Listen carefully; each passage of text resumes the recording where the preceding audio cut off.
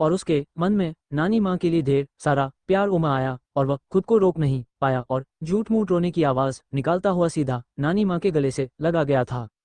अब नानी माँ उसे ये देखकर हैरान हो गई, कन्फ्यूजन से बोली, अरे बेटा, क्या हो गया तुझे? तू इस तरह से क्यों रो रहा है? हाँ।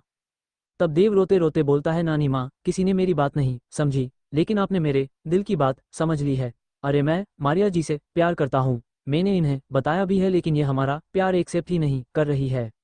अब जैसे ही देव ने ये कहा, रश्मि, आस्था, रौनक साथ साथ एक दूसरे को देखकर मुस्कुराने लगती हैं, क्योंकि देव उस वक्त बहुत ही ज्यादा फनी लग रहा था।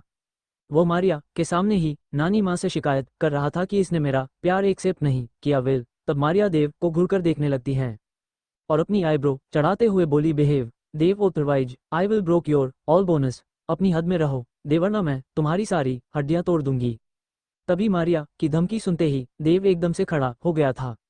और जिस तरह से मारिया ने उस दिन जिस दिन वीर रायचंद का धंधा पूरी तरह से डिस्ट्रॉय किया था और लोगों की गर्दन गाजर मूली की तरह तोड़ी थी, वो उसे याद आ गया था।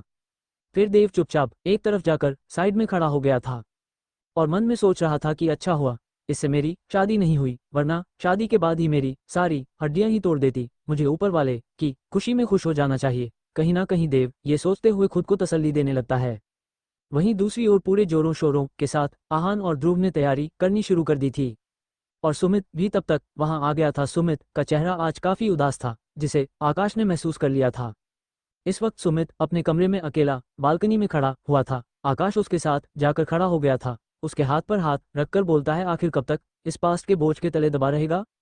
कभी ना कभी तो तुझे अपनी जिंदगी की नई शुरुआत करनी होगी ना। आखिर क्या बुराई है राधिका में? एक बार उसके तरीके से भी तो सोच यार, वह तुझे प्यार करती है और उसने उस वक्त भी वही किया जो उसे ठीक लगा। उसने सच्चाई ही तो दिखाई है। और वैसे भी अगर वह बिना किसी सबूत के तुझे चांदनी के बारे में सच्चाई बताती तो क्या तू उसकी बात का यकीन करता? नहीं करता ना, क्योंकि तुझे अपने प्यार पर यकीन था। मुझे लगता है सुमित, तुझे राधिका को एक मौका देना चाहिए। अब आकाश की बात सुनकर सुमित थोड़ा सा कुछ सा गया था, लेकिन कोई और भी था उन दोनों के अलावा जिन्होंने आकाश और सुमित की बातें सुन ली थी। वो कोई और नहीं, दादाजी थे। दादाजी सुमित की आंखों में उदासी देख चुके थे, इसीलिए वो उससे बातें करने के लिए आ रहे थे। फ्लैशबैक, दादाजी ने अरमान के आसपास हमेशा माहौल को हल्का फुल्का करने के लिए काफी सारा परिवार होना चाहिए, क्योंकि अरमान ने अपनी जिंदगी की शुरुआत 6 से 7 साल, जो बच्चा जिन शुरुआती सालों में चलने, हाथ लिखना पढ़ना बोलना गाना फिर दुनिया को जानना, ये सब सीखता है। अरमान ने तो केवल एक औरत को जाना था, जो औरत शराब के नशे में धुत रहा करती थी और उस पर हंटर से वार किया करती थी। अरमान की बच्चों जैसी मुलायम खाल उधर जाया करती थी, लेकिन उसे बिल्कुल भी उस पर तरस नहीं आया करता था। इसीलिए दादाजी ने अरमान को एक जिंदगी देने के लिए उसके आसपास एक ऐसा माहौल तैयार किया था कि वह चारों तरफ से रिश्तों से बांधा था। कहने को तो एक भी सगे रिश्ता नहीं थे, लेकिन अब सब एक से बढ़कर एक थे। जिस स्कूल में दादाजी ने बचपन में अरमान को डाला था, वहीं पर आकाश और सुमित से उसकी मुलाकात हुई थी और ध्रुव उस वक्त काफी छोटा था। ध्रुव, और जो कि आलोक जी के दोस्त दादाजी के दोस्त का बेटा पोता था, उसने शुरू से ही अरमान में अपने बड़े भाई की तरह देखता था और अरमान ने भी इन सबको अपने आसपास रखकर उनका बहुत अच्छा सा ख्याल रखना शुरू कर दिया था। हालांकि आकाश अपनी हायर स्टडीज के लिए बाहर चला गया था, लेकिन जब आकाश लौट कर आया, उसने आते ही अरमान को ज्वाइन कर लिया था और तब से वह सब एक साथ साय की तरह रहा करते थे और एक दूसरे का ध्यान रखा करते थे। प्रेजेंट तभी सुमित, जो कि उस वक्त काफी ज्यादा उदास था, वह एक भावनाओं में बहकर राधिका के साथ रिश्ता कायम कर चुका था। ये बात उसने आकाश को बता दी थी। तब उस वक्त आकाश उसे आगे बढ़ाने की सलाह दे रहा था। दादाजी ने जैसे ही ये सुना, वो पूरी तरह से चौंक गए थे और गुस्से से सुमित के सामने जाकर खड़े हो गए थे और खींचकर एक चांटा उन्होंने सुमित के मुंह पर दे मारा था और उसकी ओर देखकर बोले, एक लड़की के साथ ऐसी हरकत करके क्या तुझे बिल्कुल भी शर्म नहीं आती है? हाँ। हालांकि अरमान और ने भी आस्था के साथ कुछ ऐसी ही हरकत की थी, लेकिन वह पति पत्नी थे, लेकिन फिर भी जो गलत था वह गलत था, उसे जस्टिफाई नहीं किया जा सकता था। लेकिन अब उन दोनों के बीच सब कुछ ठीक हो चुका था, तो सब कुछ परफेक्ट था। लेकिन अब दादाजी ने सुमित को उंगली दिखाते हुए कहते हैं, वो लड़की मुझे आज शाम तक सिंघानिया मेंशन में चाहिए, समझे तुम? उसे यहाँ लेकर आओ और फिर तुम्हें उससे शादी करनी ही होगी, चाहे तुम्हारी इसमें मर्जी शामिल हो या ना हो। यह मेरा आखिरी फैसला है। अब जैसे ही दादाजी ने ये कहा, सुमित ने अपना सर झुका लिया था। वह दादाजी को बहुत मानता था, बहुत ज्यादा प्यार किया करता था और अब दादाजी की बात मानने के अलावा उसके पास कोई और रास्ता नहीं था, इसीलिए नम आंखों से वो वहां से चला गया था। और आकाश दादाजी को समझाने की कोशिश कर रहा था, लेकिन उस वक्त दादाजी इतने गुस्से में थे कि किसी की उन्होंने कोई बात नहीं सुनी थी और वह सीधा अपने कमरे में चले गए थे। अब सुमित कश्मकश का शिकार हो चुका था और अब उसने कभी राधिका के साथ इस तरह से कुछ करने का नहीं सोचा था। लेकिन अब क्योंकि वह राधिका के साथ इंटीमेट हो चुका था तो अब उसे भी यही लग रहा था कि अब शायद उसे राधिका को अपना नाम देना ही सही होगा। लेकिन वह राधिका से प्यार नहीं करता था, वह सिर्फ फ्रस्ट्रेशन में उसके करीब गया था। लेकिन अब क्योंकि दादाजी का हुक्म था तो इसीलिए सुमित जल्दी ही वहां से निकल चुका था। उसे पता था कि राधिका आज शॉपिंग पर जाने वाली है। वहीं दूसरी ओर आहान और ध्रुव साथ साथ रौनक इस वक्त सिंघानिया मैंशन के बड़े से गार्डन में मौजूद थे, क्योंकि उन्होंने डिसाइड किया था कि वह अपनी फैमिली के बीच फंक्शन से एंजॉय करेंगे, किसी भी बाहरी आदमी को बुलाया नहीं जाएगा।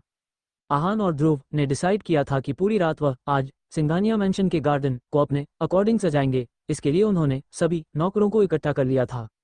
एक तरफ पूरी तरह से हंसी खुशी का माहौल था और सभी अब ये फंक्शन ना केवल करना चाहते थे बल्कि फंक्शन को जीना चाहते थे, एक एक मोमेंट में एंजॉय करना चाहते थे, क्योंकि सभी बहुत खुश थे।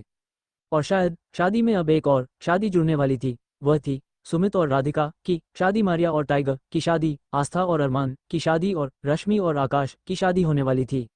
वे सब इस वक्त बहुत ज्यादा खुश थे और इन तीनों चारों शादियों को ध्यान में रखते हुए ही गार्डन की सजावट की जा रही थी।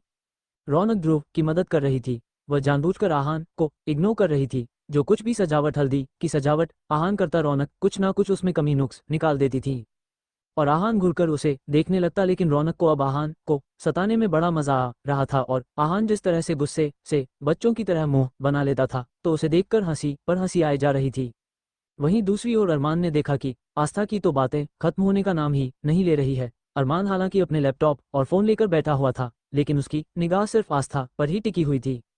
वो उस वक्त आस्था को अपने करीब बिठाना चाहता था, लेकिन आस्था तो उसे वक्त नानी माँ और रश्मि से बातें करने में इतना ज्यादा बिजी हो गई थी कि उसने अरमान की ओर देखा ही नहीं था। अरमान का रह रहकर खून कीलिश रहा था। लेकिन अब क्योंकि सभी आहान और ध्रुव रौनक गार्डन में चले गए थे तैयारी करने के लिए, प्रियंका को भी ध्रुव जानबूझकर अपने साथ ले गया था, क्योंकि वह देख चुका था कि प्रियंका किस तरह से अरमान के आगे पीछे घूम रही थी। वेल तब नानी माँ की नज़र अचानक की अरमान पर गई थी और वह सब समझ चुकी थी कि सब उसके दामाद जी क्या चाहते हैं। और वह आस्था से बोलती है, आस्था बिटिया एक काम करो, तुम दामाद जी को लेकर जाओ और जाकर आराम करो, कल तुम्हें भी फ्रेश दिखना होगा ना। और सभी बच्चे टाइम से सो जाओ, और कल काफ़ी बड़ा दिन है और अच्छी तरह से हम हल्दी की तैयारी करेंगे, ठीक है? चलो फटाफट से अब जाकर आराम करो अपने अपने कमरों में। अब जैसे ही नानी माँ ने ये कहा, आस्था ने अचानक ही अरमान की ओर देखती है और अरमान ने जो कि उससे पहले ही कहा था कि वो इस तरह से सबके बीच में जाकर उसे इग्नोर नहीं कर सकती है, वो बातें उसे याद आने लगी तो हल्का हल्का वो डरने लगी थी कि ना जाने अरमान अब उसे क्या करेगा या फिर उसके साथ किस तरह की कोई जबरदस्ती तो नहीं करेगा। लेकिन फिलहाल जल्दी ही नानी माँ की बात मान कर रश्मि को गले लगाते हुए आस्था अपने कमरे में जाने लगती है। आस्था के जाने के तुरंत बाद ही अरमान उठ खड़ा हुआ था और अपने कमरे की ओर चल पड़ा था। नानी माँ उसको देखकर मुस्कुरा देती है। तभी रश्मि भी बोलती है, ठीक है नानी माँ, मैं भी अब सोने जा रही हूँ, मैं बहुत थक गई हूँ। रौनक को एक दूसरे अलग कमरे में शिफ्ट किया गया था। सिंघानिया मेंशन इतना बड़ा था कि आराम से वहां पर 400 रुपये लोग रह सकते थे, और ये तो फिर भी घर के परिवार के कुल 10-12 ही लोग थे, तो इसीलिए रौनक को भी बड़ा ही शानदार कमरा दिया गया था। तो रौनक को रश्मि ने पहले ही बोल दिया था कि वह अपना काम फिनिश करने के बाद सीधा जाकर अपने कमरे में आराम करें। रौनक उस वक्त बेहद खुश थी, क्योंकि एक तो रश्मि की शादी हो रही थी और उसे उसके कुछ नए दोस्त भी बन रहे थे। आस्था तो उसकी दोस्त थी ही। विल वहीं दूसरी ओर टाइगर अच्छी तरह से सारी चीजें देख रहा था और वह मारिया से अपने प्यार का इजहार भी करना चाहता था, लेकिन वह कर नहीं पा रहा था। मारिया, टाइगर, अरमान तीनों ने अपनी जिंदगी के कुछ हिस्से ऐसी गुमनामी दुनिया में बिताए थे और जहां से वह निकल कर आए थे। इनफैक्ट अरमान ने उन्हें निकाला था, तब से अरमान ने मारिया और टाइगर दोनों का विश्वास जीता था और दोनों अरमान के लिए अपनी जान तक भी दे सकते थे और अरमान के इशारे पर वह कुछ भी करने को तैयार रहा करते थे। अब क्योंकि अरमान ने ही शादी को करने के लिए बोला है तो टाइगर काफी ज्यादा खुश था, और मारिया तो शुरू से ही सनकी थी और टाइगर भी कम सनकी नहीं था। वेल अब टाइगर ने डिसाइड किया कि एक बार शादी से पहले वह मारिया से मिलेगा। हालांकि नानी माँ ने सभी बच्चों को एक साथ इंस्ट्रक्शन दिए थे, जिसकी शादी हो गई यानी आस्था और अरमान की शादी हो चुकी है तो वह दोनों एक साथ रह सकते हैं।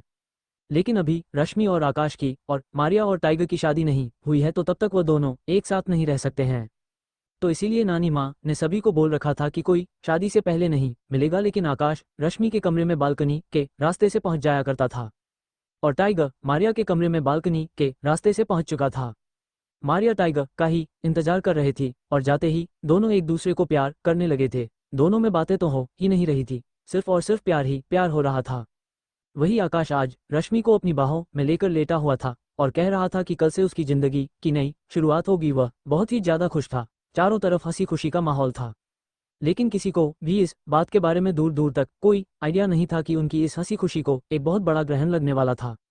क्योंकि अमरीश रायचंद जो अभिमान सूर्यवंशी यानी कि अरमान के पिता से इतनी नफरत किया करता था जिसका कोई अंदाजा नहीं लग सकता था, उसी ने वसुंधरा को भी अरमान के पिता से छीन लिया था। सिर्फ अभिमान के नफरत में वो अब लौट कर आ रहा था, क्योंकि वीर रायचंद ने सारी बातें फोन करके अपने पिता जो कि उसे स्विट्जरलैंड में था उसे सारी बातें अच्छी तरह से बता दी थी और इसीलिए वह अब लौट कर आ रहा था, वह भी बहुत ज्यादा बुरी इंटेंशन के साथ। वहीं दूसरी ओर आस्था जैसे ही अपने कमरे में गई, अरमान उसके पीछे पीछे जा पहुंचा था। आस्था आज काफी ज्यादा थक गई थी और कहीं ना कहीं आस्था बेड पर ऊंधे मुंह लेटे हुए अरमान के बारे में सोच रही थी। अरमान ने जिस तरह से आज फेस पैक लगाया था, जिस तरह से उसे प्यार किया था, ये सब कुछ आस्था को बहुत ही ज्यादा अच्छा लग रहा था। हालांकि अरमान बीच बीच में जो कि उसे बिल्कुल ऐसी बातें को बोल रहा था कि मेरे पास से इतना सा दूर मत जाना, यह मत करना, वो मत करना, ये बातें थोड़ी सी अजीब लग रही थी। लेकिन आस्था उस वक्त नए नए प्यार में थी और प्यार में उसे अच्छा बुरा कुछ समझ नहीं आ रहा था, सिर्फ उसे प्यार नजर आ रहा था। अब जैसे ही अरमान कमरे में आया और उसने आस्था को इस तरह से उल्टे मुंह लेटे हुए देखा और कुछ सोचते हुए देखा तो अरमान मुस्कुरा उठा था और सीधा जाकर वो आस्था सके ऊपर बैग पर लेट गया था। और आस्था तुरंत चिल्ला पड़ती है और दर्द भरी आवाज में बोलती है, आह आप क्या कर रहे हैं, प्लीज आप हटिए, आप एकदम लोहे के जैसे हैं और हम तो बिल्कुल कांच की गुड़िया के जैसे हैं, हम तो टूट जाएंगे, आह। अब जैसे ही आस्था ने अपना मुंह कपाउट बनाकर यह बोला, अरमान उसे देखने लगता है। वही आस्था उस वक्त बड़ी ही प्यारी लग रही थी, उसके बालों की कुछ लट उसके गालों को चूम रही थी। अरमान जल्दी ही आस्था की नेक पर किस करते हुए उसके बराबर में लेट गया और उसे अपनी बाहों में जकड़ लिया था। तब आस्था अरमान के सीने पर सर रखकर बोली, क्या वाकई आप इतना प्यार करते हैं हमसे, हमने तो कभी भी नहीं सोचा था कि आप हमसे कभी इतना प्यार भी करेंगे। तब अरमान अचानक उसके कानों के पास जाकर बोलता है, जिस दिन तुम्हें पहली बार देखा था प्यार तो उसी दिन हो गया था, बस समझ में नहीं पाया था। अब जैसे ही अरमान ने ये कहा, आस्था के लिए तो ये काफी बड़ी खबर थी और वह ये सुन हैरान हो गई थी और मन ही मन में खुद से बोलती हैं, इस राक्षस कुमार को वाकई हमसे उस वक्त प्यार हो गया था जब उन्होंने पहली बार हमें देखा था, तो फिर भी उन्होंने हमें इतना क्यों सताया। लेकिन अब आस्था कोई भी पुरानी बातें याद नहीं करना चाहती थी और उसने शर्मा कर अपना सर अरमान के सीने में छुपा लिया था और अरमान उसके बालों में अपने हाथ घुमाने लगता है। वहीं दूसरी ओर और प्रियंका का गुस्सा बहुत ज्यादा बढ़ चुका था। वैसा तो नानी माँ ने हल्दी का पेस्ट अपने हिसाब से तैयार किया था, नानी माँ ने सारी चीजें खुद फ्रेश मंगवाई थी और खुद ही हल्दी को तैयार किया था, जिससे कि रश्मि आस्था मारिया के चेहरे पर बहुत अच्छा और प्यारा सा ग्लो आए। हालांकि वो तो पहले ही बेहद खूबसूरत थी, लेकिन नानी माँ का मानना था कि शादी के वक्त पर दुल्हन को और सबसे खूबसूरत और अलग दिखना चाहिए, इसीलिए नानी माँ ने हल्दी की पूरी तैयारी अपनी जिम्मे ले ली थी। और हल्दी में कौन सी हल्दी लगेगी, सारी चीजें उन्होंने मार्केट से मंगा कर ऑलरेडी तैयार कर दी थी। लेकिन प्रियंका जो कि उस वक्त जली भुनी बैठी थी, वह नानी माँ को मेहनत करते हुए देख चुकी थी और प्रियंका को अपनी माँ की दी हुई एक चीज याद आ गई थी और फटाफट से उसने मौका देखकर हल्दी में कुछ ऐसा केमिकल मिला दिया था जो अगर किसी के चेहरे पर लग जाता तो उसका चेहरा बेहद बदसूरत हो जाना था और उसके चेहरे पर चारों तरफ सिर्फ निशान आ जाने थे। अब प्रियंका ने सोच लिया था, बहुत शौक है ना आस्था तुम्हें अपनी हल्दी रस्म करवाने का, मैं भी देखती हूँ कैसे होती है तेरी हल्दी, तेरे इस बदसूरत चेहरे से तेरा पति नफरत करेगा, मैं जानती हूँ तेरी खूबसूरती के चक्कर में वहा गया है इसीलिए तेरे आगे पीछे घूम रहा है। लेकिन अब ऐसा नहीं होगा, वह तुझसे नफरत करेगा, बेहद नफरत, और मैं फिर उसे अपनी खूबसूरती के जाल में उसे फंसाऊंगी और उसे हमेशा हमेशा के लिए अपना बना लूंगी। दुनिया की नज़रों में मैं तो उसकी पत्नी हूँ ही, अब फिर मैं उसकी रियल में पत्नी बन जाऊंगी और तुझे वह यहाँ से निकल देगा। कहीं ना कहीं ये सोचते हुए प्रियंका अपने आप में ही मुस्कुराई जा रही थी। नेक्स्ट मॉर्निंग वेल, जल्दी ही अगली सुबह मेंशन में पूरी तरह से चहल पहल थी। दादाजी तो सभी को बहुत जल्दी ही उठा दिया करते थे, लेकिन उस वक्त उन्होंने अरमान और आस्था को जल्दी उठने से मना किया हुआ था, तो कोई भी उनके कमरे के आसपास नहीं भटकेगा। वही प्रियंका जल्दी से नहा धोकर तैयार थी, एकदम सुबह सुबह ही मेकअप वगैरह करके बैठ जाया करती थी कि ना जाने कब किसकी नज़र उस पर पड़ जाए। और अरमान के सामने वह अपनी असली चेहरे के साथ नहीं आना चाहती थी। नानी माँ ने जो बड़ा ही खूबसूरत से हल्दी पेस्ट तैयार किया, बहुत ही प्यारी उसमें से खुशबू आ रही थी लेकिन उन्हें इस बात की कोई खबर नहीं थी कि प्रियंका ऑलरेडी अपनी चाल चल चुकी थी। वहीं रश्मि के पास से आकाश सबके उठने से पहले पहल ही अपने कमरे में चला गया था, क्योंकि वह नहीं चाहता था कि नानी माँ की नज़र आकाश पर पड़े, वरना वह नानी माँ के सवालों के क्या जवाब देगा। वही जल्दी ही सब लोग एक साथ हॉल में जमा थे। दादाजी ने ध्रुव आहान को इंस्ट्रक्शन दे दिए थे कि वह जाकर अपना काम संभाले, सारी चीजें अच्छी तरह से करवाए कर या नौकरों को लगवाए, जो कुछ भी मंगवाना है सब कुछ तैयार करें, क्योंकि आज शाम 5 बजे के बाद ही हल्दी का फंक्शन स्टार्ट हो जाएगा। कोई बाहरी लोग नहीं आएंगे, केवल घर के ही लोग रहेंगे। तो इसीलिए ध्रुव और आहान दोनों ही मुस्कुराते हुए गार्डन में जाने लगते हैं, और जैसे ही वह गार्डन में गए उनकी आंखें हैरानी से फैल गई थी, क्योंकि गार्डन में ऑलरेडी रौनक ने अपने हाथ में एक बड़ा सा पाइप पकड़ रखा था जो कि पानी का था, और वह सभी फूल पौधे हरी घास पत्तियां पर सब जगह छिड़काव कर रही थी। ये देखकर ध्रुव और आहान एक दूसरे की शक्ल को देखने लगते हैं कि बेवकूफ लड़की ने यह क्या कर दिया, पूरे का पूरा गार्डन गिला कर दिया। अब वह गार्डन में अपनी डेकोरेशन कैसे करेंगे। आहान रौनक को घूरते हुए सीधा सीधा रौनक के सामने जाकर खड़ा हो गया था। रौनक उस वक्त कुछ वक्त फूलों वाले बगीचे में पानी बरसा रही थी। अब आहान रौनक उसे घूरते हुए बोलता है, ये तुम क्या कर रही हो, अकल की आधी हो क्या, ये सब क्या किया तुमने, क्या तुम्हें बुद्धि नाम की इतनी सी भी चीज नहीं है। अरे आज हमारे इस बड़े से गार्डन में फंक्शन होने वाला है और तुमने पूरा का पूरा गार्डन गिला कर दिया। हाँ, कोई ऐसा करता है क्या, क्या तुम्हें अक्ल नहीं है, या तुम्हारी अकल सारी घुटनों में है। आहान को उस वक्त रौनक पर बहुत गुस्सा आ रहा था और वह उसे डांटे जा रहा था। तब रौनक भी गुस्से से घूरकर आहान को देखकर बोलती है, अच्छा मुझ में बुद्धि नहीं है। देखो छछूंदर, एक तो तुम मुझसे तमीज से बात किया करो, समझे तुम। और हाँ, रही बात पानी डालने की, यह घास है, तेज धूप है, आधे घंटे में पूरा का पूरा गार्डन सूख जाएगा, समझे तुम। और दादाजी ने ही मुझे पानी डालने के लिए कहा है। अब जैसे ही रौनक ने ये कहा, आहान ध्रुव को और देखने लगता है, और ध्रुव के ठीक पीछे दादाजी आते हुए दिखाई दिए, जो कि उनके पास ही आते हुए बोले, हाँ हाँ बेटा, ये बच्ची ठीक कह रही है, वह काफ़ी ज़्यादा धूल मिट्टी गार्डन में थी, तो इसीलिए हमने इसको पानी छिड़कने के लिए बोला है। और ये तो शाम का फंक्शन है, और अभी से अगर पानी छिड़केंगे तो गार्डन और भी ज़्यादा हरा भरा और खिला खिला सा हो जाएगा। अब जैसे ही दादाजी ने ये कहा, आहान दादाजी से गुस्से से बोलता है, दादाजी तो क्या पानी छिड़कने के लिए किसी और को नहीं कह सकते थे। अरे इस लड़की को पर मुझे इतना सा भी भरोसा नहीं है, इसमें इतनी सी एक भी अक्ल नहीं है, और मेरा तो इरादा इसे शादी में भी बुलाने का नहीं था, ये जरूर कुछ ना कुछ गड़बड़ कर देगी।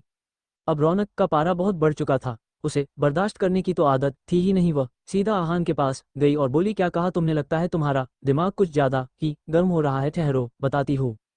तभी रौनक ने अपने हाथ में जो पानी का पाइप पकड़ रखा था, जिससे वह सारे गार्डन में पानी छिड़क रही थी, वह सीधा उसने आहान पर चलाना शुरू कर दिया था।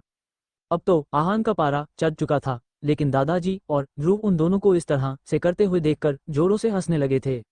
वहीं आहान को तो ये लगा कि ध्रुव उस पर हंस रहा है, और जल्दी ही उसने आगे बढ़कर रौनक का हाथ पकड़ लिया था, और रौनक का हाथ पकड़कर उसने पाइप जैसे ही सीधा किया तो पानी की बौछारें अब रौनक के और आहान दोनों के ऊपर ही गिरने लगी थी। एक पल को आहान रौनक की खूबसूरती में खो सा गया था, क्योंकि रौनक के गहने घने काले लंबे बाल पूरी तरह से भीग चुके थे। उसके भीगे भीगे होंठ टिमटिमाते हुई आंखों से वह रौनक को गुस्से भरी आंखों से घूर रही थी। तो ये देखकर आहान कुछ पल के लिए पूरी तरह से खो गया था। वही ध्रुव भी यह सब नोटिस रहा था और मुस्कुरा रहा था। तभी रौनक ने अपनी एक सीधी टांग उठा कर आहान के टांग पर दे मारी थी, और झल्लाते हुए बोली, तुम्हारी इतनी हिम्मत, तुमने मुझे भी भिगो दिया, मैं तुम्हें अभी बताती हूँ। ऐसा बोलकर फिर से वह आहान के ऊपर पानी डालने लगी थी। तभी आहान ने आगे बढ़कर उसके हाथ से पाइप लेकर उसे भी भिगोना शुरू कर दिया था। वही ध्रुव ये देखकर अब हंसते हुए लोटपोट हो गया था। अब ध्रुव को हंसते हुए देख कर आहान को बिल्कुल भी अच्छा नहीं लगा, और अचानक थोड़ा सा लंबा हाथ करके पानी की बौछारें उसने ध्रुव के ऊपर डालनी शुरू कर दी थी। अब तो जैसे ही ध्रुव ने ये देखा, वो पूरी तरह से चौंक गया था। कहाँ तो वो उन दोनों के भीगने पर हंस रहा था, लेकिन अब जैसे ही पानी ध्रुव के ऊपर पड़ा, वह गुस्से से आगे बढ़ा और बोलता है, आहान के बच्चे, तेरी इतनी हिम्मत, मैं तुझे नहीं छोड़ूंगा। ये कहते हुए अब ध्रुव जल्दी से आहान की तरफ बढ़ता है, और वहां दौड़कर बगीचे में पीछे मुड़मुड़कर ध्रुव और रौनक दोनों के ऊपर पानी डाल रहा था। और फिर ध्रुव के हाथ पानी का पाइप लग गया, और उसने जाकर फटाफट से उसके ऊपर पानी डालना शुरू कर दिया था। अब पूरे के पूरे गार्डन में पूरी तरह से हल्ला मच चुका था, और इस तरह से गार्डन में शोर शराबे की आवाज़ सुनकर जल्दी ही रश्मि, आकाश, साथ ही साथ नानी माँ प्रियंका वह भी गार्डन में आए, क्योंकि वो सब देखना चाहते थे कि आखिरकार इतना ज़्यादा शोर शराबा क्यों हो रहा है, हो क्या गया है। अब जैसे ही वो लोग आए उन्होंने गार्डन का हाल देखा तो वह भी खुद को हंसने से रोक नहीं पाए, वो जोरों से हंसने लगते हैं। वही आकाश थोड़ा सा परेशान हो गया था क्योंकि आज हल्दी का फंक्शन था और इस तरह से आहान और ध्रुव पूरे गार्डन में पानी अगर घुटनों तक भर देंगे तो उसका हल्दी का फंक्शन कहाँ होगा, क्योंकि वहां पर पानी छिड़कना था, हल्का फुल्का छिड़काव करना था, जब पूरा गार्डन पानी से नहीं भरना था। लेकिन ध्रुव और आहान तो पूरे गार्डन को स्विमिंग पूल बनाने पर तुले हुए थे, एक दूसरे पर बेहिसाब पानी बहाए जा रहे थे। तभी आकाश उन्हें घूरता हुआ उनकी तरफ बढ़ने लगता है और वह उनसे पाइप लेकर उसे बंद करना चाहता था। लेकिन जैसे ही आकाश आ गया ध्रुव का बैलेंस बिगड़ गया और वह पानी जो वो आहान के ऊपर फेंक रहा था वह सीधा आकाश के ऊपर गिरने लगता है। अब आकाश के ऊपर पानी गिरता हुआ देखकर पूरी तरह चारों तरफ सन्नाटा पसर गया था कि ना जाने कि आकाश अब किस तरह का बर्ताव करेगा। लेकिन तभी रश्मि के खिलखिला कर हंसने की आवाज आती है। अब रश्मि को इस तरह से हंसते हुए देखकर सबको हिम्मत मिल गई थी। वही आकाश रश्मि को इस तरह से हंसने पर झेप गया और आगे बढ़कर वह पाइप ध्रुव के हाथ से छीनकर उसने रश्मि के ऊपर डालना शुरू कर दिया था। अब रश्मि भी भीगने लगती है। अब तो प्रियंका ये सब देखकर मुंह चिढ़ाने लगी थी कि लोगों को क्या सुबह सुबह नहाने के लिए खुद का बाथरूम नहीं मिला, जो पूरे गार्डन में आज नहाते फिर रहे हैं। ये क्या बचकानी हरकतें कर रहे हैं। कहीं ना कहीं प्रियंका किलस रही थी। लेकिन नानी माँ और दादाजी दूर खड़े होकर सब बच्चों की शरारतें देखकर काफी ज्यादा खुश हो रहे थे और उनकी मस्ती को देखकर एंजॉय कर रहे थे और कहीं ना कहीं उन्हें काफी ज्यादा अच्छा भी लग रहा था। तभी किसी ने आकर वो पानी का पाइप बंद कर दिया था और तब जाकर सबको होश आया। सबने देखा कि पूरे गार्डन का काफी कबाड़खाना बन चुका था और कितना ही सारा पानी वहां पर जमा हो चुका था और सबने अपनी अपनी हालत पर गौर किया। अब सब परेशान हो गए थे। तभी सभी ने पीछे मुड़कर देखा कि आखिरकार पाइप किसने बंद किया तो सब हैरान हो गए। अरमान सिंघानिया, जो कि आस्था के साथ आराम से सोया हुआ था, बालकनी से उसे जब गार्डन में इस तरह के हल्ला काटने की आवाजें सुनाई दी तो वह फटाफट से उठकर यह देखने के लिए आया था कि सब ठीक है या नहीं है। लेकिन जब जैसे ही उसने वहां का आकार माहौल देखा तो फटाफट से सबसे पहले उसने पानी का मेन स्विच बंद किया था। अब आस्था ने जैसे ही सबको इस तरह से मस्ती करते हुए देखा तो वह पूरी तरह से खुश हो गई थी और उछलने लगी थी और शिकायत करते हुए बोली, यह क्या आप लोगों हमारे बिना ही स्नान कर लिया, रुकिए हम भी आप लोगों के साथ स्नान करेंगे और इसी तरह से मौज मस्ती करेंगे। अब जैसे ही आस्था ने ये बोला सब घूरकर आस्था को देखने लगे थे क्योंकि अरमान ने तो आते ही पानी बंद कर दिया था। तब आस्था कौन सी मस्ती करने की बात कर रही थी, लेकिन तभी आस्था ने अरमान की ओर देखकर बोलती है, अरमान जी प्लीज थोड़ी देर और चला दीजिए ना। अब जैसे ही आस्था ने ये बोला अरमान ने एक नज़र सबकी ओर देखता है और फिर से पाइप ऑन कर देता है। अब पाइप ऑन होते ही आस्था उछल पड़ती है और जैसे ही पानी की बौछारें निकली अरमान ने पानी की पाइप लेकर आस्था के ऊपर भी पानी से स्नान करना शुरू कर दिया था। अब तो अरमान का ये रूप देखकर सबका मुंह इतना चौड़ा खुला का खुला रह गया था, किसी को तो यकीन ही नहीं हो रहा था कि अरमान ऐसी बचकानी सिचुएशन में पार्टिसिपेट कर सकता है। तभी आस्था ने मौका देखकर पानी के पाइप से अरमान पर भी पानी डालना शुरू कर दिया था और अरमान पाइप पकड़ने के चक्कर में आस्था की कमर पकड़ कर उसे अपने सीने से लगाकर खड़ा हो गया था और मौका देखकर आहान और ध्रुव ने पानी का पाइप अपने हाथों में ले लिया था और आस्था और अरमान दोनों पर पानी का पाइप चलाने लगी थी। उस वक्त आस्था अरमान तो दोनों एक दूसरे में खोए हुए थे, उन्हें आसपास की दुनिया का किसी तरह का कोई होश नहीं था। दोनों को पहली बार प्यार हुआ था, नया नया प्यार का इजहार हुआ था, तो इसीलिए वह हर एक छोटी छोटी चीज, छोटे छोटे मूवमेंट एक साथ एंजॉय कर रहे थे और दोनों काफी हद तक खुश नजर आ रहे थे। अब कितनी ही देर तक वह दोनों इसी तरह से एक दूसरे में गुम हो गए थे। नानी माँ और दादाजी उन्हें देखकर जल्दी ही अंदर चले गए थे क्योंकि वो अपने बच्चों को ऐसे एक साथ उन्हें देखकर शर्मिंदा नहीं करना चाहते थे। तभी आकाश ने रश्मि को कोहनी मारता है मानो कि वो उसे कहना चाह रहा हो, देखो हमारा अरमान कितना ज्यादा रोमांटिक है और तुम देखो मुझसे कितनी सारी दूरी बनाकर खड़ी हुई हो। लेकिन रश्मि तो उस वक्त खुद आस्था और अरमान को देखने में बिजी थी। वही रौनक घूर घूर कर बार बार आहान को देख रही थी। तभी प्रियंका की एक तेजी से आवाज आई क्योंकि प्रियंका अरमान और आस्था को एक साथ देख नहीं पाती है और ड्रामा करते हुए और वह थोड़ा सा तेज चिल्ला कर बोली, ओह शीट, ये क्या हो गया है, पूरा का पूरा गार्डन खराब हो गया है, अब हल्दी का फंक्शन कहाँ होगा। अब जैसे ही प्रियंका ने थोड़ा सा तेज आवाज में ये कहा तब जाकर आस्था और अरमान एक दूसरे से नजरें हटा कर खड़े हो गए थे और ध्रुव ने इशारे से आहान से पाइप बंद करवा दिया था और सब अब अपनी अपनी हालत देखने लगते हैं, पूरे गार्डन को अच्छे से देखने लगे। वाकई पूरे गार्डन में काफी ज्यादा घुटनों तक पानी भर चुका था। तब प्रियंका ने जैसे ये देखा कि अरमान ने अब आस्था की कमर पर से हाथ हटा दिया है लेकिन उसके कंधे पर हाथ रखकर खड़ा हुआ है, तो प्रियंका और किलस रही थी और सीधा अरमान के पास जाकर खड़ी हो गई थी, क्योंकि उसे वक्त अरमान बाद ही हॉट लग रहा था। अरमान ने जो बनियान पहने हुआ था वह बिल्कुल उसके जिस्म से चिपक गया था, ऐसा लग रहा था बिल्कुल माचो मैन एकदम बिल्कुल वहां पर खड़ा, एकदम परफेक्ट। और अरमान उस वक्त भीगा हुआ सा बड़ा ही दिलकश दिखाई दे रहा था और उससे कहीं ज्यादा खूबसूरत आस्था दिखाई दे रही थी। दोनों उस वक्त एक दूसरे के प्यार में पूरी तरह से डूब जाना चाहते थे, लेकिन प्रियंका ने बीच में बोलकर उनका पूरा मूड स्पॉयल कर दिया था। तभी ध्रुव थोड़ा सा तेज तेज आवाज में प्रियंका से बोलता, प्रियंका जी, आपको गार्डन की फिक्र करने की कोई जरूरत नहीं है, इतने सारे नौकर है, वह सब कुछ संभाल लेंगे। ओके, अब सभी चलिए फटाफट से सभी चेंज कर लेते हैं, कहीं ऐसा ना हो कि सब के सब बीमार पड़ जाए और हल्दी का फंक्शन सही से एंजॉय ना कर पाए। अब जैसे ही ध्रुव ने ये कहा से भी अपनी सेंस में वापस आए और सबने अपना सर हाँ में हिला दिया। अब रौनक ने वाकई अपने कपड़ों पर गौर किया तो थोड़ा सा शर्मिंदा हो गई थी, भले ही वह लड़कों की तरह रहती थी लेकिन उसका जिस्म कमाल का खूबसूरत था, किसी को भी आसानी से अपनी ओर आकर्षित कर सकता था। इस वक्त तो वह बेहद आकर्षक दिखाई दे रही थी, तो इसीलिए जल्दी ही अच्छे कपड़े चेंज करने के लिए वो फटाफट से अपने कमरे में चली गई थी। वहीं रश्मि भी आकाश की ओर देखती हुई शर्माते हुए अपने कमरे में जाने लगती है और आकाश भी उसके पीछे पीछे चला गया था।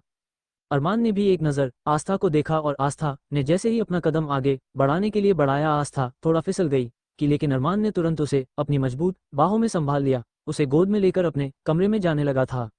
ये देखकर प्रियंका जल भुनकर पूरी तरह से राख हो चुकी थी। ध्रुव सभी लोग अपने अपने कमरे में चले गए थे, वह गार्डन साफ करने के लिए नौकरों को कह दिया गया था। वहीं प्रियंका गुस्से से भूनी हुई वहां खड़ी हुई थी और सोचने लगी, बस थोड़ी देर की बात है। आस्था, बड़ा गुमान है ना तुम्हें अपने खूबसूरती पर और अपने ये सुंदर से चेहरे पर, लेकिन आज देखना तुम्हारा चेहरा कितनी बुरी तरह से बिगड़ जाएगा और तुम किसी को मुंह दिखाने के लायक नहीं रहोगी। हूँ आस्था, अरमान सिंघानिया कहीं ना कहीं ये सोचते हुए प्रियंका उसे वक्त बेहद ज्यादा लाल पीली हो रही थी। रश्मि सीधा अपने कमरे के बाथरूम में आती हैं और फटाफट से उसने खुद को अपने गीले कपड़ों से आज़ाद किया और हल्का सा शावर लेकर नहाना शुरू कर दिया था और रैंडमली बाथरोब पहनकर वो बाहर आ गई। अब जैसे ही वो बाहर आई उसने देखा कि आकाश बिल्कुल शर्टलेस उसके बेड पर लेटा हुआ था। अब रश्मि आकाश को यूं देखकर पूरी तरह से हैरान हो गई, क्योंकि वो तो खुद अब बाथरोब डालकर आई थी जो उसकी थाई तक आ रहा था और उसमें वह बेहद हॉट और खूबसूरत दिखाई दे रही थी। तभी आकाश धीरे से आगे बढ़ा, उसकी कमर पर हाथ डालकर उसे सीने से लगाते हुए बोलता है, क्या हुआ, अब तुम मुझे देखकर इस तरह से क्यों शर्मा रही हो? तुमने तो इशारा किया था कि मैं आपके साथ कमरे में आ जाऊं। अब जैसे ही आकाश ने ये कहा, रश्मि है कि आंखें हैरानी से बड़ी हो गई और बोली, अंडरस्को आप कैसी बातें कर रहे हैं? भला हम क्यों कहेंगे आपको कि आप हमारे पीछे कमरे में आ जाए? हाँ, ये क्या बेशर्मी आकाश, और शायद आप भूल रहे हैं हमारे हल्दी का फंक्शन है और हमें इस तरह से एक साथ अभी नहीं होना चाहिए। नानी माँ को पता चला तो बड़ा गुस्सा करेगी। तब आकाश ने रश्मि के जुल्फों को पकड़कर उसके होठों पर भरपूर नजर डालते हुए कहा, डोंट वरी नानी माँ, इस वक्त दादाजी के साथ कुछ जरूरी शादी के फंक्शन को लेकर वो लोग डिस्कशन में बिजी है और रस्मों रिवाज को लेकर बातचीत कर रहे हैं, मैं खुद देख कर आया हूँ, हमें यहाँ डिस्टर्ब करने वाला कोई नहीं है। ऐसा कहकर आकाश ने बिना देरी किए अपने होठों को रश्मि के होठों से जोड़ दिया था और रश्मि, जो कि आकाश का प्यार पाकर बेहद खुश थी, अब वह भी उसमें पूरी तरह से खो गई थी। और कब उन दोनों की मनमोहक आवाजें अब वहां आने लगी, किसी को एहसास ही नहीं रहा। वहीं दूसरी ओर रौनक ने जाकर फटाफट से कपड़े चेंज किए थे और एक बार फिर से उसने जीन्स शर्ट और एक हुडी डाल ली थी, क्योंकि रौनक को हमेशा से इसी तरह के कपड़े पहनने की आदत थी। फटाफट से कपड़े पहनकर वो अपने बालों को ड्रायर से सुखाने लगी और वो साथ ही साथ सोचे जा रही थी कि आखिरकार मुझे हो क्या गया था, क्या जरूरत थी उसे आहान के इतना पास जाने की, क्योंकि आहान के थोड़ा सा करीब आने से उसे अजीब सी हलचल हो रही थी, उसके दिल में अजीब सी बेचैनी थी। उसे कुछ समझ नहीं आ रहा था कि वह बेचैनी क्या है। अब उसने डिसाइड किया था कि आहान से जितना हो सकेगा उतना दूर रहेंगी। वहीं दूसरी ओर अरमान आस्था को सीधा कमरे के बाथरूम में ले आया था और बाथटब में लेटा दिया था। तब आस्था शर्माते हुए बोलती है, आप हमें यहाँ क्यों ले आए हैं? आपने देखा नहीं, एक तो आप हमें सबके सामने गोद में उठा कर ले आए ना, जाने सब क्या सोच रहे होंगे हमारे बारे में। तब अरमान आस्था के खूबसूरत से होठों को अपने अंगूठे से टच करता हुआ कहता, कोई कुछ नहीं सोच रहा होगा हमारे बारे में, और किसी की इतनी हिम्मत नहीं है कि अरमान सिंघानिया की बीवी के बारे में सोच सके। सो डॉन टी वरी, ये कहकर वह पेशेंटली आस्था को किस करने लगता है। आस्था पूरी तरह से चौंक गई थी, क्योंकि वह आज हल्दी का घर में फंक्शन था, तो उसी के अकॉर्डिंग उसे भी अब रेडी होना था, काफी सारी तैयारी करनी थी। लेकिन अरमान तो सुबह सुबह ही शुरू हो गया था। तब आस्था अरमान को रोकते हुए बोली, अरमान जी आप क्या कर रहे हैं, छोड़िए ना, देर हो जाएगी, प्लीज हटिया, देर हो जाएगी, काफी सारी तैयारी करनी है और बेचारी नानी माँ कब तक क्या क्या अकेले करेगी, प्लीज आप हटिया ना। ऐसा बोलकर आस्था अरमान को खुद से दूर करने की कोशिश करने लगती है। लेकिन अब अरमान की पकड़ आस्था पर बेहद मजबूत हो चुकी थी और आस्था को इतनी हॉट लुक में देखने के बाद वो खुद को रोक ही नहीं पा रहा था। फटाफट से उसने और खुद को अपने कब्जों से आजाद कर दिया था और बिना आस्था की एक भी सुने वह एक बार फिर से आस्था के साथ प्यार में खो गया था। वहीं नानी माँ इस वक्त अपने कमरे में मौजूद थी और बेचैनी से इधर उधर टहल रही थी। हालांकि अरमान और आस्था के प्यार देखकर वह काफी ज्यादा खुश भी थी। फ्लैशबैक, लेकिन कहीं ना कहीं उन्हें का एक अनजना सा डर सता रहा था, एक अजीब सी उन्हें दहशत हो रही थी। नानी माँ ने तो सोचा था कि वह पग फेरे की रस्म के बहाने से आस्था को बुलाएगी और फिर किसी न किसी तरह से उसे लेकर यहाँ से गायब हो जाएगी। लेकिन अब जिस तरह से आस्था और अरमान दोनों एक दूसरे को प्यार करने लगे थे, तो इसका मतलब ये साफ हो चुका था कि दोनों दो जिस्म और एक जान बन चुके हैं। उन्हें अब अलग करना बिल्कुल भी आसान नहीं होगा और नानी माँ आस्था और अरमान को अलग भी नहीं करना चाहती थी। वो तो खुद चाहती थी कि आस्था की जिंदगी में सिर्फ और सिर्फ खुशियां ही खुशियां हो। लेकिन एक अनजाना डर था जिससे नानी माँ बेहद घबरा रही थी और कहीं ना कहीं उन्हें ये लग रहा था कि जो वह सोच रही है, अगर वह सच हो गया, आस्था और अरमान अलग हो जाएंगे। लेकिन अब वह दोनों एक दूसरे से इतना प्यार करने लगे हैं कि अगर उन्हें अलग होना पड़ा तो शायद वह दोनों ही एक दूसरे के बगैर जी ना पाए। नानी माँ ने सोचा था कि वह पगफेरे की रस्म के बहाने से आस्था को उसके मामा के घर पर बुलाएगी और फिर वहां से किसी न किसी तरह से रात के समय उसे आस्था को लेकर गायब हो जाएगी, क्योंकि नानी माँ के दिमाग में आइडिया आ चुका था। लेकिन जब वीर रायचंद और उसकी माँ ने गंदी चाल चली और प्रियंका और अरमान की शादी का इशू क्रिएट किया, तब दादाजी के फोन आने पर नानी माँ कुछ सोचने पर मजबूर हो गई थी कि शायद अभी उसकी गोरी का इस तरह से कहीं भी भगाने का या जाने का टाइम नहीं आया है। और वैसे भी वो अपनी गोरी का अधिकार इस तरह से प्रियंका का होते हुए नहीं देख सकती थी, इसीलिए उन्हें मजबूरन उस वक्त प्रियंका को अरमान की पत्नी बनने का नाटक करने को कहना पड़ा था। हालांकि वो जानती थी कि प्रियंका और उसकी माँ कितनी ज्यादा लालची औरत है, एक ही बार में कहने से वो तैयार भी हो जाएंगी। और हुआ भी ऐसा ही था। जैसे ही दादाजी का इस बात के बारे में फोन आया कि प्रियंका को कुछ दिनों के लिए अरमान की पत्नी बनने का सिंघानिया मेंशन में रहना होगा, तब नानी माँ ने प्रियंका और उसकी माँ सीमा जी से बात की थी और प्रियंका तो मानो हवा में उड़ने लगी थी, उसने तुरंत हाँ कह दिया था। अब नानी माँ ने डिसाइड किया था कि जब भी यह सारा सिचुएशन अच्छी तरह से कंट्रोल हो जाएगी और यह सारी कोशिश होना बंद हो जाएगी, उसके बाद वह आस्था के साथ कुछ ना कुछ प्लान करेगी और आस्था को लेकर यहाँ से चली जाएंगी। लेकिन अब सिचुएशन उनके हाथ से निकल चुकी थी, क्योंकि अब आस्था को अरमान सिंघानिया से गहरी मोहब्बत हो चुकी थी और उसके बाद अब आस्था को अरमान से अलग करना आसान नहीं था। और ना ही नानी माँ का इरादा था कि वो आस्था को अरमान से अलग करें, इसीलिए नानी माँ ने डिसीजन लिया था कि वो आस्था को समझाएगी कि वो अपने पास्ट को पूरी तरह से भूल जाए, किसी को भी ढूंढने की कोशिश ना करें। अगर उसकी किस्मत में किसी का मिलना होगा तो खुद ब खुद चलकर ही आ जाएगा, वरना वह अपनी जिंदगी राजी खुशी अरमान सिंघानिया के साथ गुजारे। कहीं ना कहीं सोचते हुए अब नानी माँ ने आस्था से सीधे मुंह बात करने का डिसीजन ले लिया था। प्रेजेंट वेल जल्दी ही पूरे गार्डन को अच्छी तरह से एक बार फिर क्लीन वगैरह कर दिया गया था और ध्रुव और आहान ने बहुत कड़ी मेहनत करके पूरे के पूरे गार्डन को एक बड़ा ही खूबसूरत सा हल्दी का फंक्शन क्रिएट करने के लिए आयोजन कर दिया गया था। चारों तरफ बहुत ही खूबसूरत येलो, ऑरेंज, पिंक, हर तरह के कलर्स का इस्तेमाल करते हुए बड़े ही खूबसूरत देसी डेकोरेशन की गई थी। चारों तरफ बड़े ही प्यारे प्यारे और खूबसूरत से रंग बिरंगे नाइट बर्ड्स लगाए गए थे। कोई उसे देखकर कहीं नहीं सकता था कि यह गार्डन था। और गार्डन के जो फूल थे उन्होंने वहां की खूबसूरती बढ़ाने में चार चांद का काम किया था। सब कुछ बड़ा ही खूबसूरत और एकदम बेहतरीन था। और आकाश भी रश्मि को प्यार करने के बाद सीधा अपने कमरे में तैयार होने के लिए चला गया था, क्योंकि रश्मि ने आकाश की पसंद से ही हल्दी के कपड़े खरीदे थे और आकाश ने रश्मि की पसंद से हल्दी के कपड़े खरीदे थे और नानी माँ ने भी अरमान और आस्था के लिए सेम कपड़े पसंद करवाए थे, क्योंकि आहान ने उनकी उसमें मदद कर दी थी और जो कुछ उन्हें जानना था उन्होंने रश्मि से पूछ लिया था, तो सभी के अकॉर्डिंग सब कपड़े वहां मौजूद थे।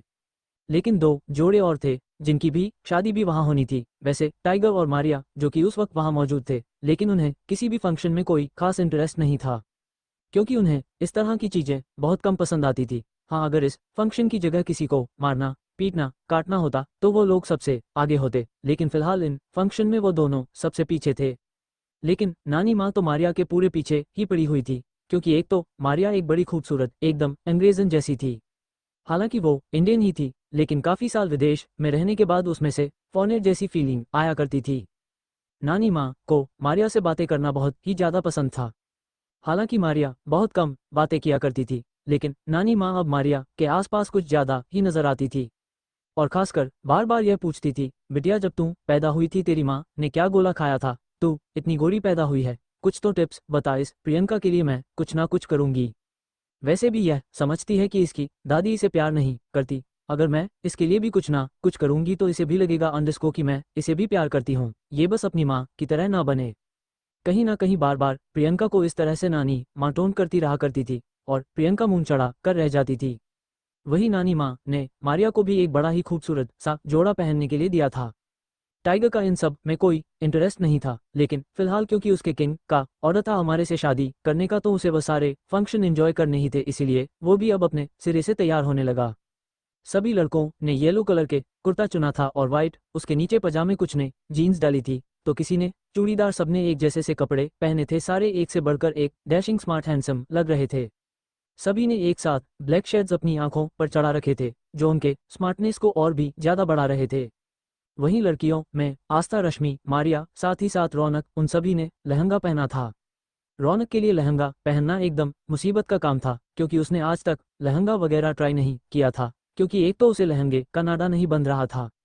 सबसे बड़ी प्रॉब्लम उसे यह आ रही थी क्योंकि जीन्स वह हमेशा डालती थी, वह जीन्स कैजुअल पहना करती थी, लेकिन यहाँ लहंगा का मसला उसकी सांस में अटक गई थी। तब रश्मि ने उसकी मदद की थी। वो अच्छी तरह से जानती थी कि एक तो उसकी कितनी मुश्किल से वह लहंगा पहन रही है, अगर रश्मि उसकी मदद नहीं करेगी तो वह पक्का लहंगा उतार कर फेंक देंगी और आज के दिन भी जीन्स टी शर्ट पहनकर वहां आ जाएगी, तो इसीलिए रश्मि ने खुद से सबसे पहले रौनक को तैयार किया था। रौनक ने एक पिंक कलर की चोली, उसे पर टोटल पूरा येलो लहंगा और मिक्स पिक और येलो दुपट्टा लिया था और कोहनी भर तक उसने चूड़ी येलो कलर की चूड़ियां पहनी थी और साथ ही साथ कानों में फूलों वाला येलो ज्वेलरी सेट पहना था। गले में उसने कुछ नहीं डाला था, उसके लंबे घने बाल खुले हुए थे। रौनक बड़ी ही प्यारी और खूबसूरत लग रही थी और उसकी छोटी छोटी पतली सी कमर बीच में से हल्की हल्की दिखाई दे रही थी। अगर उसे वक्त कोई रौनक को देख ले तो पक्का उसे पर पूरी तरह से मर मिट जाए। आज तो आहान का दिल पूरी तरह से घायल होने वाला था।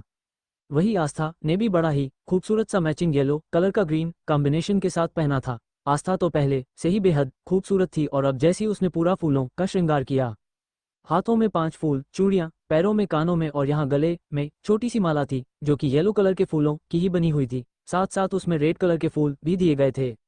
आस्था की खूबसूरती ऐसी थी मानो कि सीधा चांद जमीन से उतरकर नीचे आ गया हो, वो भी बड़ी ही प्यारी और खूबसूरत दिखाई दे रही थी। इसी तरह से रश्मि भी तैयार हुई थी। सभी के कपड़े कुछ कुल मिलाकर सेम थे, केवल कलर से एक एक कलर सन में सब में अलग था और सब उनको एक सब बढ़कर एक खूबसूरत बना रहा था। और मारिया को तो किसी मेकअप की जरूरत ही नहीं थी, मारिया तो पहले से ही एकदम बड़ी प्यारी और खूबसूरत थी। प्रियंका ने भी लहंगा चोली पहना था। सभी लड़कियां एक से बढ़कर एक तरह से तैयार हुई थी और सभी एक से बढ़कर एक कयामत लग रही थी। सभी लड़के हॉल में लड़कियों के आने का इंतजार कर रहे थे। अरमान आस्था ढेर प्यार करने के बाद तैयार होकर सीधा हॉल में आ गया था और अपना फोन और लैपटॉप लेकर बैठ गया था। हालांकि आस्था के साथ ही उसका रहने का इरादा था, लेकिन वह ये भी समझ चुका था कि घर में आज फंक्शन है तो इसीलिए उसे अब थोड़ा सा उसी के अकॉर्डिंग भी चलना होगा। वही दादाजी मुस्कुराकर बार बार अरमान को देख रहे थे, क्योंकि अरमान जब से प्यार में हुआ था अरमान पूरी तरह से बदला बदला सा नजर आ रहा था। उसके चेहरे का रंग कुछ ज्यादा ही खिला खिला सा हो गया था। वेल, अब जाकर वह बैठकर अपना फटाफट से काम करने लगा था और देव को उसने ऑफिस में भेज दिया था क्योंकि उसकी आज एक इम्पोर्टेंट फाइल सबमिट होनी थी और शाम को देव को सीधा हल्दी के फंक्शन में आने के लिए बोल दिया गया था। वही नानी माँ ने 3 जगह हल्दी के कटोरा तैयार किए थे और तीनों कटोरों को बेहद खूबसूरत गुलाब के फूलों से उन्हें डेकोरेट किया गया था। बहुत ही प्यारे सब नजर आ रहे थे। जल्दी ही सारे लड़के एकदम येलो ड्रेस में ड्रेसिंग स्टाइल में वहां बैठे हुए थे। वही दादाजी को सुमित की याद आ रही थी, क्योंकि सुमित, दादाजी ने सुमित पर एक तो हाथ उठाया था और उसे राधिका को लाने के लिए कहा था और इसीलिए उन्होंने अब सुमित को फटाफट से फोन किया। अब जैसे ही सुमित को फोन किया, सुमित जो कि राधिका के फ्लैट के सोफे पर ही उल्टा सीधा सोया हुआ था, जैसे ही फोन बजा उसने तुरंत फोन उठाकर कानों पर लगा लिया था। तब दादाजी ने सुमित से पूछते हैं कहाँ कर रह गया है, राधिका को लेकर फटाफट से फंक्शन में आओ, इतना बोलकर दादाजी ने फोन रख दिया था। वही सुमित अब गुस्से से भून उठा था। फ्लैशबैक, जब दादाजी ने सुमित को चांटा मारा और उसे वहां से जाने के लिए कहा तब सुमित सीधा राधिका के फ्लैट पर आ गया था। और फ्लैट में आने पर उसे याद आया कि राधिका तो वहाँ है ही नहीं। तब उसे याद आया कि उसने राधिका को अपने कुछ कार्ड वगैरह दिए थे और उसे शॉपिंग करने के लिए कहा था कि राधिका के पास कपड़े नहीं थे। तो इसीलिए अब सुमित जल्दी ही अपने कार्ड की डिटेल्स चेक करने लगा था कि कहाँ उसका कार्ड लास्ट टाइम स्वाइप हुआ था। जल्दी ही उसने पता लगवा लिया था और फटाफट से उसे मॉल में जा पहुंचा था जहां पर राधिका शॉपिंग कर रही थी। राधिका ने बड़े ही सिंपल से बहुत ही कम दामों के अपने के लिए कपड़े खरीदे रही थी, क्योंकि वह सुमित को इस बात का कहने का मौका नहीं देना चाहती थी कि राधिका उसके पैसों से उसके साथ है। क्योंकि राधिका को कपड़ों की जरूरत थी, इसीलिए उसे वो कपड़े खरीदना उसकी मजबूरी थी। तो अब जैसे ही सुमित वहां गया, राधिका ने सुमित को वहां देखा, उसने पूरी तरह से अपना मुंह चढ़ा लिया था, क्योंकि सुमित ने एक ही रात में उससे उसका सब कुछ ले लिया था। तो इसीलिए अब राधिका उसे कुछ ज्यादा खास लिफ्ट नहीं करा रही थी और उसने उसे सीधे सीधे कहा था कि वो उससे शादी कर ले। वेल, तब सुमित ने जल्दी ही रैंडमली अपनी पसंद से हल्दी, मेहंदी और शादी के लिए कुछ कपड़े निकाल कर राधिका के शॉपिंग बैग में रख दिए थे। राधिका हैरानी से उन कपड़ों को देख रही थी, लेकिन उसने सुमित को कुछ नहीं कहा था। जल्दी ही सुमित राधिका को लेकर फ्लैट में आ गया था। फ्लैट में आकर राधिका बिल्कुल चुपचाप शांत थी, वह सुमित से कोई बात नहीं कर रही थी। तभी सुमित ने राधिका को कहता है, तुम्हें मेरे साथ कल सिंघानिया मेंशन चलना है, फटाफट से हल्दी के कपड़े पहनकर तैयार हो जाना। लेकिन राधिका का उस वक्त सुमित से बात करने का कोई इरादा नहीं था। उसी तरह उसने जाकर अपने आप को कमरे में लॉक कर लिया था और सुमित झल्ला उठा था। एक तो उसकी रात में नींद पूरी नहीं हुई थी और ऊपर से अब राधिका इस तरह का बर्ताव, तो वह फटाफट से बैठकर कुछ ड्रिंक करने लगा था और ड्रिंक करते करते वो सोफे पर सो गया। उसे एहसास ही नहीं रहा। वहीं राधिका देर रात कमरे से बाहर आई और उसने सुमित को जैसे ही इस तरह से सोफे पर सोते हुए देखा तो वह हैरान हो गई। फटाफट से उसने उसे कपड़ा उड़ाया था और फिर कुछ खा पी कर एक बार फिर जाकर वह सो गई थी और लॉक लगाना भूल गई थी। और अगली सुबह अब दादाजी के फोन से ही सुमित की आंख खुली थी। फटाफट से उठकर उसने राधिका को देखा था। राधिका अभी भी घोड़े बेचकर सोई हुई थी और वह इरिटेट होते हुए सोचने लगा कि यह लड़की कितना ज्यादा सोती है। उसने एक बार फिर पानी का जग उठाकर राधिका के मुंह पर फेंक देता है और उसे उठने का कहकर तैयार होने को ऑर्डर दे दिया था। राधिका गुस्से से सुमित को घूर रही थी और इनकार करते हुए बोलती है कि वह उसके साथ कहीं नहीं जाना चाहती है, लेकिन सुमित ने जबरदस्ती उसे अपने साथ लेकर जाने को बोल दिया था। अब राधिका के पास कोई और ऑप्शन नहीं था, इसलिए फटाफट से उसने सुमित के दिए हुए हल्दी के कपड़े पहन लिए थे और तैयार होकर जैसी वह बाहर आई, सुमित उसे देखता ही रह गया था। राधिका बेहद प्यारी लग रही थी, लेकिन उसने उसकी तारीफ नहीं की थी। फटाफट से उसे लेकर वह सिंघानिया मेंशन की ओर रवाना हो चुका था। वहीं दूसरी ओर सभी लड़के बेसब्री से अपनी वाली का इंतजार कर रहे थे। वही टाइगर मारिया को देखना चाहता था कि इंडियन लुक में कैसी लगती है, क्योंकि आज तक मारिया केवल वेस्टर्न ड्रेस ही पहना करती थी। और जैसे ही एक साथ सारी लड़कियां सीढ़ियों से नीचे उतर कर आती हुई दिखाई दी, सबकी सांसें थम सी गई थी। सब एक से बढ़कर एक प्यारी और खूबसूरत लग रही थी। प्रियंका तो ऑलरेडी पहले से ही हॉल में मौजूद थी, लेकिन किसी ने प्रियंका को आंख उठाकर नहीं देखा था। अब सभी लोग हैरानी से देख रहे थे। वही जैसे ही सब एक से बढ़कर एक खूबसूरत लड़कियां वहां आई, सबका मुंह हैरानी से खुला का खुला रह गया था। वही अरमान तो आस्था को देखकर पूरी तरह से पागल सा हो रहा था। उसका दिल कर रहा था कि वह आस्था को इतना खूबसूरत देखने का अगर अधिकार है किसी का तो सिर्फ उसका है, इसीलिए वह आस्था को वहां से लेकर कहीं चले जाना चाहता था। लेकिन जैसे जैसे खुद पर कंट्रोल किया वह बैठा हुआ था। वही आकाश रश्मि को देखकर अपनी आंखें ब्लिंक करने लगा। रश्मि बेहद खूबसूरत लग रही थी, उसे देखता रहा।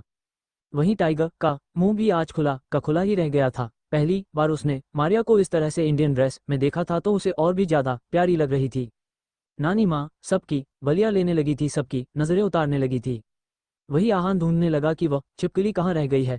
वह लड़की तो कहीं दिखाई नहीं दे। वह किसी और की नहीं बल्कि रौनक की बात कर रहा था। लेकिन जैसे ही नानी माँ सबकी नज़र उतारकर एक तरफ पलटी, तभी रौनक की आवाज़ आती है, नानी माँ हमारी नज़र तो उतार दीजिए। अब जैसे ही रौनक की आवाज़ आती है, सब रौनक को देखने लगे। वही आहान का मुंह तो खुला के खुला रह गया था। रौनक पहली बार इस तरह से लड़कियों के कपड़ों में उसके सामने थी और उसे देखकर आहान के दिल में गिटार बजाने लगते हैं। आहान के चारों तरफ ऐसा लग रहा था कितने सारे लोग आ गए हो और वायलिन वायलिन बजा रहे हैं और यह गाना गा रहे हो। वही आहान मुंह खोले रौनक को देखे जा रहा था। वही जैसे ही रौनक ने आहान को अपनी ओर इस तरह से देखते हुए पाया, ना जाने क्यों उसे भी आज शर्म से आ गई थी और उसके गाल शर्म से लाल हो गए थे। रश्मि ने रौनक को शर्माते हुए देखा तो उसकी आंखें हैरानी से फैल गई कि क्या वाकई इस लड़की को कभी शर्म भी आ सकती है। दादाजी अपना पूरा का पूरा भरा पूरा परिवार देखकर बेहद खुश नजर आ रहे थे। लेकिन अब किसी को इस बात के बारे में दूर दूर तक कोई एहसास नहीं था कि कोई था जो बहुत जल्द इन खुशियों को ग्रहण लगाने के लिए आ रहा था। वही अबीर सिंह राठौड़ भी अरमान सिंघानिया की हल्दी के फंक्शन में जाने के लिए पूरी तरह से तैयार हो चुका था, और इसकी खबर वह पहले ही अरमान सिंघानिया तक भिजवा चुका था। अरमान को किसी की कोई परवाह नहीं थी। अरमान समझ चुका था कि अबीर वहां क्यों आ रहा है, वो सिर्फ और सिर्फ उसे टोन करने के लिए आ रहा है। जिस तरह से प्रियंका और उसका नाम उछाला गया था उसी के रिगार्डिंग अबीर सिंह वहां आ रहा है। लेकिन अरमान ने सोच लिया था कि अब वो अपने दुश्मनों को जल्द से जल्द पूरी तरह से उखाड़कर बाहर फेंक देगा और जड़ से दुश्मनों को खत्म कर देगा, क्योंकि अब आस्था उसकी जिंदगी में है।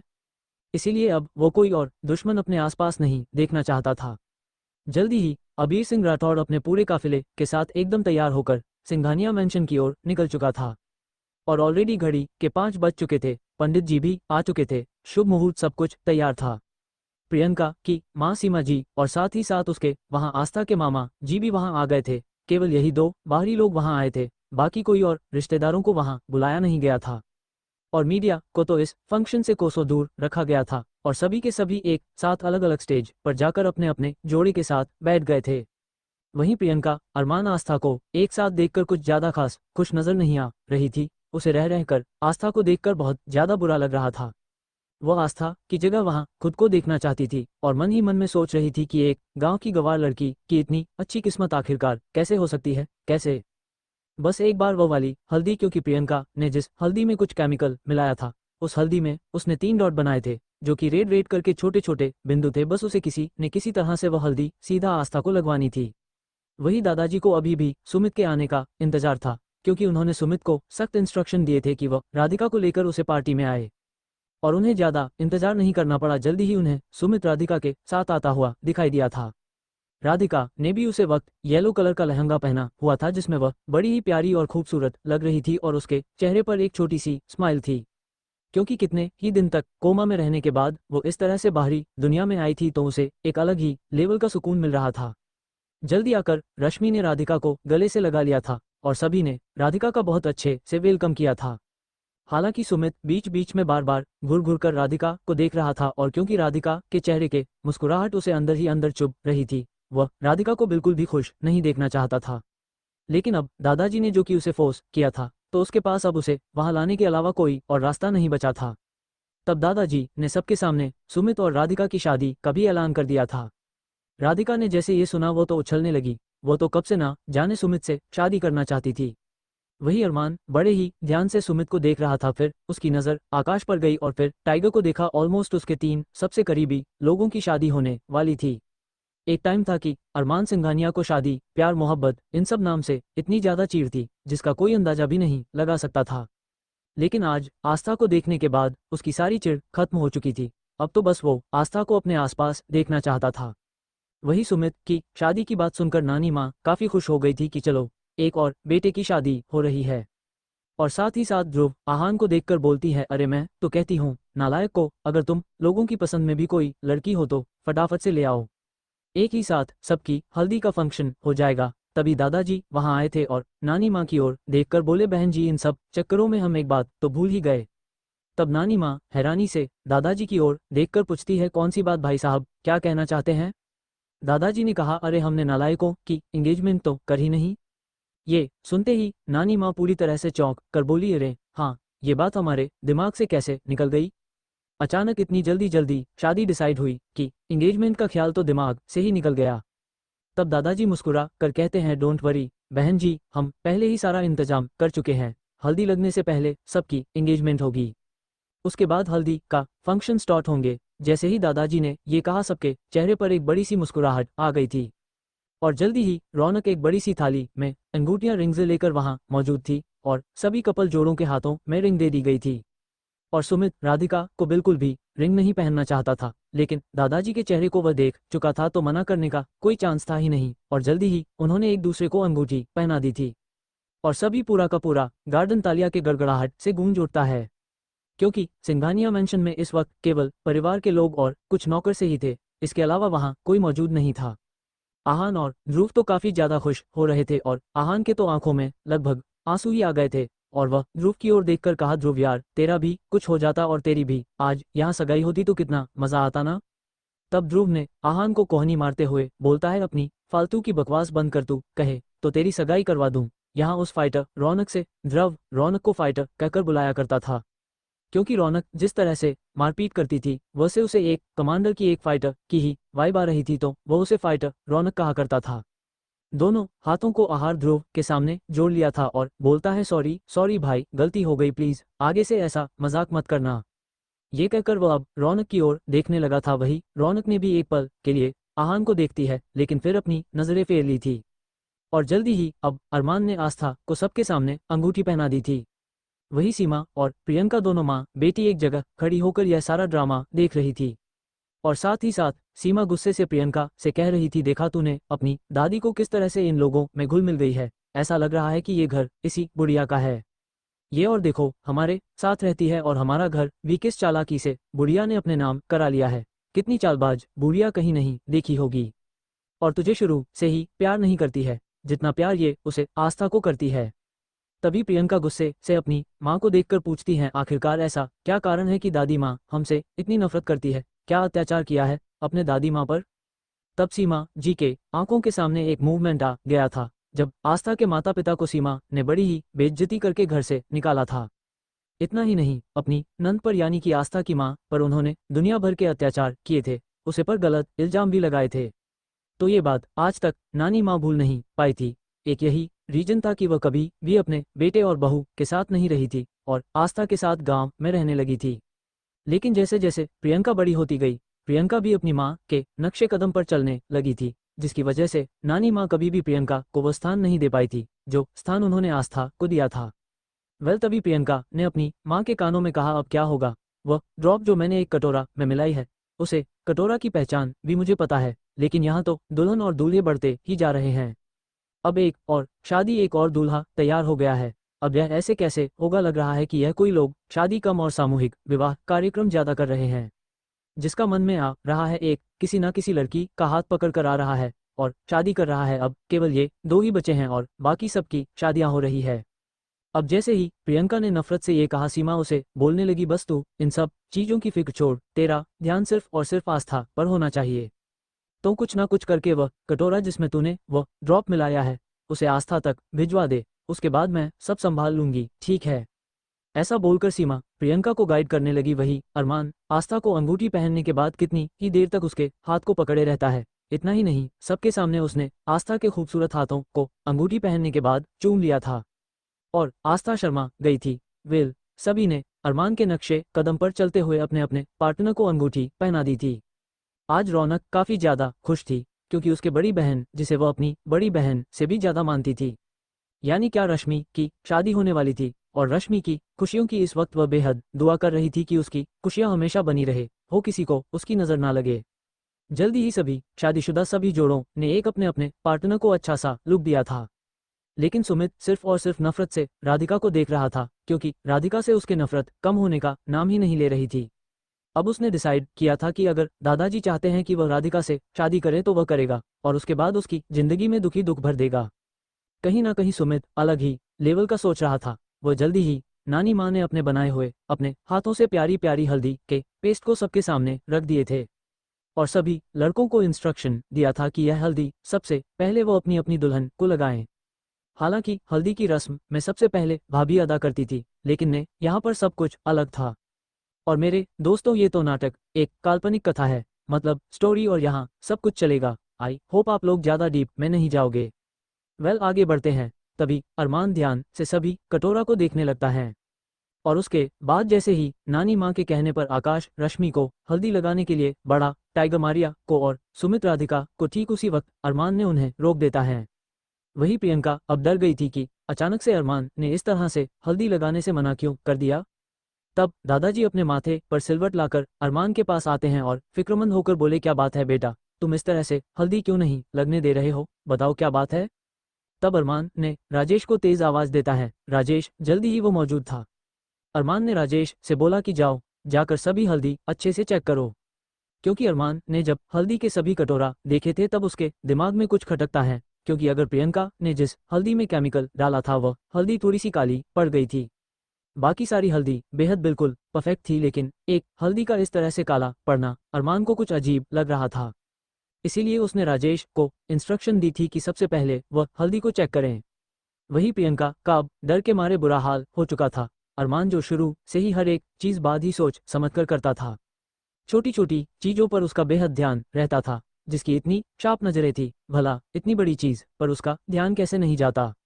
और सबसे बड़ी बात, उसे हल्दी वाले कटोरा पर जो 3 बिंदु लगे हुए थे, जो कि प्रियंका ने हल्दी की पहचान के लिए लगाए थे, ताकि वह हल्दी आस्था को लगे, तो ये भी उसकी नजरों में आ गए थे।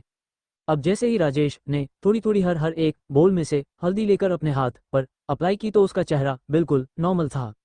और तब दादाजी बोले, अरे बेटा, तू खामखा ही इस तरह की हरकतें कर रहा है, सब ठीक तो है, क्यों परेशान हो रहा है? और वैसे भी यह हल्दी शारदा बहन ने खुद अपने हाथों से बनाई है।